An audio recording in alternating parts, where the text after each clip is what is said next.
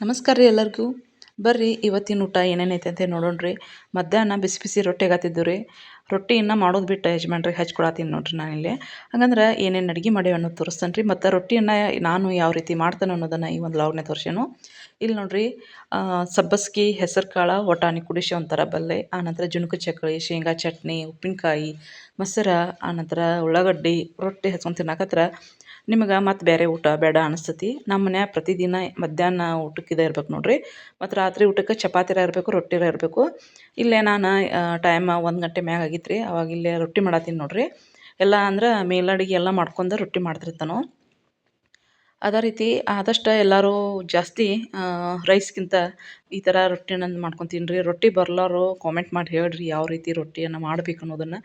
ಈಗಾಗಲೇ ತೋರ್ಸೇನು ಮತ್ತು ತೋರಿಸ್ತೇನೆ ರೀ. ಏನಂತಂದ್ರೆ ನಾವು ಜೋಳದ ಹಿಟ್ಟನ್ನು ಯೂಸ್ ಮಾಡಿ ಈ ಥರ ರೊಟ್ಟಿಯನ್ನು ಮಾಡ್ತೀವಿ. ನಮಗೆ ಜಾಸ್ತಿ ರಾಗಿ ಮುದ್ದಿದು ಅಂತ ತಿನ್ನೋಲ್ರಿ ನಾವಿಲ್ಲಿ. ನಮ್ದು ಉತ್ತರ ಕರ್ನಾಟಕ ಆಕತ್ತಲ್ರಿ. ಹಾಗಾಗಿ ನಾವು ದಿನ ಏನಂತಂದ್ರೆ ರೊಟ್ಟಿನ ತಿನ್ನೋದ್ರಿ. ಅಕಸ್ಮಾತ್ ರೊಟ್ಟಿ ಬೇಸರಾದ್ರೆ ಚಪಾತಿ ರೀ.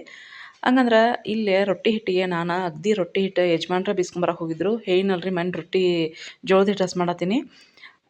ಇಲ್ಲೇ ಜೋಳದ ಹಿಟ್ಟಿಗೆ ಒಂದು ಸ್ವಲ್ಪ ಏನಂತಂದ್ರೆ ಒಬ್ಬೊಬ್ಬರು ಅಕ್ಕಿ ಹಾಕ್ತಾರೋ, ನಾವೇನು ಅಕ್ಕಿ ಹಾಕೋದಿಲ್ರಿ.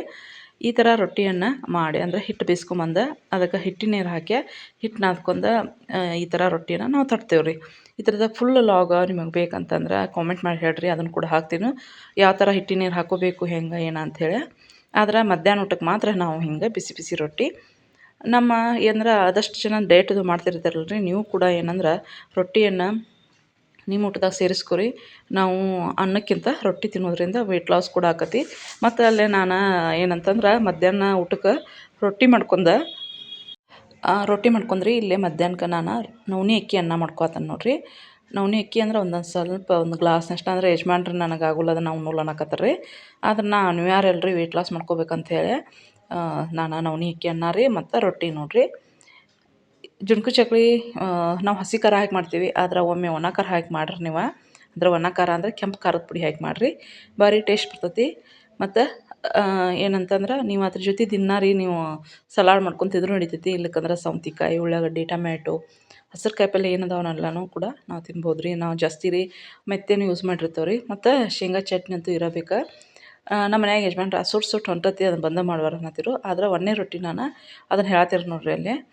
ಇಲ್ಲಿ ಫುಲ್ ಅದೆಲ್ಲ ಸುಟ್ಟು ಹೊಂಟತಿ ಬಂದ್ ಮಾಡಂತೇಳಿ. ಆದ್ರೆ ಅದು ಮೆತ್ತಗೆ ಆಗ್ಬೇಕಂತೇಳಿ, ಬಿರ್ಸಾದ್ರೆ ಹೊಟ್ಟೆಗೆ ಹತ್ತದಲ್ಲ ಅಂತೇಳಿ ನಾನು ಇಲ್ಲಿ ಅದನ್ನು ಒಂದು ಸ್ವಲ್ಪ ಮೆತ್ತಗೆ ಮಾಡ್ಕೊತೀನಿ ರೀ. ಅದು ಜಾಸ್ತಿ ಇದ್ದು ಏಜಿದ್ದು ಆಧಾರ್ಗೆ ಹೊಟ್ಟೆಗೆ ಹತ್ತದಿಲ್ಲ ನೋಡ್ರಿ. ಯಾಕಂತಂದ್ರೆ ಫುಲ್ ಉದುರು ಆಕತ್ರಿ, ಹೊಟ್ಟೆಗೆ ಹತ್ತಂಗಿಲ್ಲ. ಅದಕ್ಕಾಗಿ ಒಂದು ಸ್ವಲ್ಪ ನೀವು ಮೆತ್ತಗೆ ಮಾಡ್ಕೊಂಡ್ರೆ ನಡಿತೈತೆ ರೀ. ಮಸ್ತ್ ಅಂದ್ರೆ ಮಸ್ತ್ ಇರ್ತೈತಿ.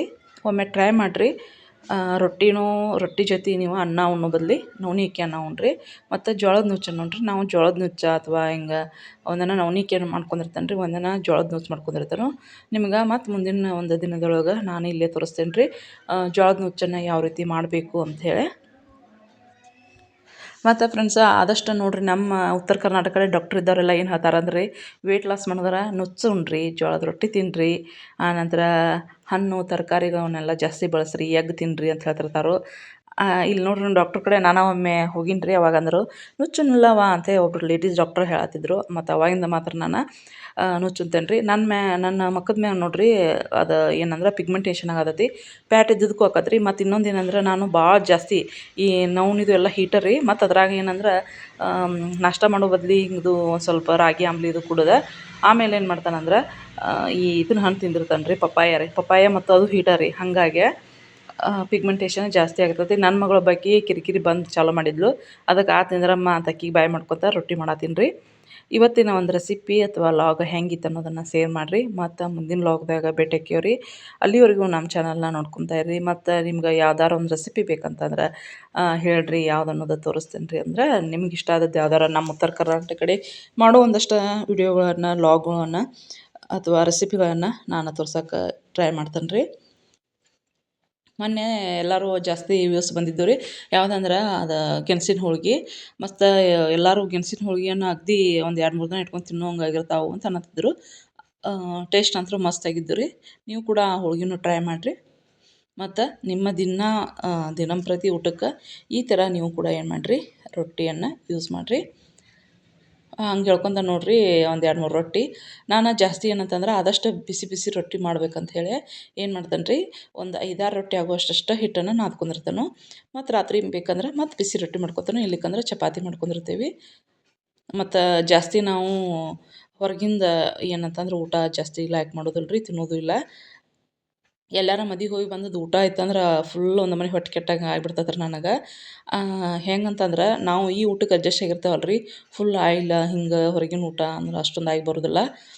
ದಿನ ಮಾತ್ರ ನಮ್ಮ ಮನ್ಯಾಗ ಕಂಪಲ್ಸರಿ ಊಟ ಮನೆಯೊಳಗೆ ನಾವು ಪ್ರಿಪೇರ್ ಮಾಡ್ಕೋತೇವೆ ರೀ.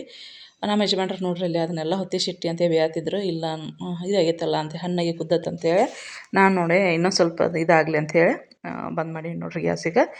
ಆಮೇಲೆ ಇನ್ನೂ ರೊಟ್ಟಿ ಮಾಡತ್ತೀನಿ ರೀ, ಇಲ್ಲೇ ಯಜಮಾನ್ರಿಗೆ ಊಟಕ್ಕೆ ಹಚ್ಕೊಳತ್ತಿದ್ನಿ. ಇಲ್ಲಿ ನೋಡ್ರಿ ಉಪ್ಪಿನಕಾಯಿ, ಶೇಂಗಾ ಹಿಂಡಿ, ಜುಣ್ಕು ಚಕ್ಲಿ ರೀ.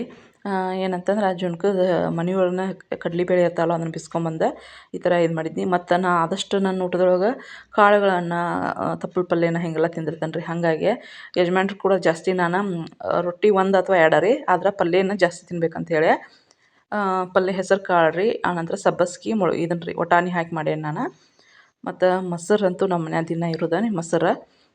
ಆಮೇಲೆ ಇದು ಸೌತೆಕಾಯಿ, ಗಜ್ಜರಿ, ಉಳ್ಳಾಗಡ್ಡಿ ಈ ಥರ ಎಲ್ಲನೂ ಹಾಕ್ಕೊಂಡು ರೊಟ್ಟಿ ಒಮ್ಮೆ ತಿಂದು ನೋಡ್ರಿ ನೀವು ಈ ಥರ ದಿನ ಇದೇ ರೀತಿ ಊಟ ಮಾಡ್ಕೋಬೇಕಂತ ಅನ್ಸತಿ.